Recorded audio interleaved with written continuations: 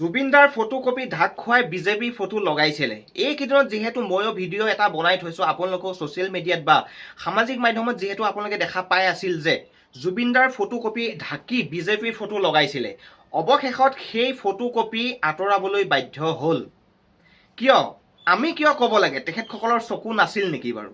তেখেতসকলৰ চকু নাছিল নেকি যে জুবিনদা এজন কেনে ব্যক্তি, আৰু জুবিনদাৰ সমাধিস্থলীৰ আগত ফ্ৰণ্টত যি কপি জুবিনদাৰ ফটো বেনাৰ লাগি আছিল জুবিনদাৰ, সেই বেনাৰটো কিয় বাৰু ঢাক খুৱাই বিজেপিৰ ফটো? আৰু তেখেতসকলে বিজেপিৰ আৰু বেনাৰসমূহ প্ৰচাৰ কৰিবলৈ ঠাই বিচাৰি নাপালে নেকি? তো অৱশেষত ৰাইজৰ লগতে প্ৰশাসনেও চেষ্টা কৰিলে। ধন্যবাদ। এতিয়া যিহেতু দেখা পাইছোঁ যে এই বেনাৰখন আঁতৰাই দিলে, আৰু জুবিনদাৰ ফটোখন চাওকচোন কি সুন্দৰকৈ এতিয়া ভাহি উঠিছে। গতিকে এটাই ক'ম যে যিসমূহ আমি ৰাইজে দেখা পাওঁ, তো এইসমূহ বস্তু চৰকাৰে কিবা দেখা নাপায় নেকি? জয় আই অসম, জয় জুবিনদা।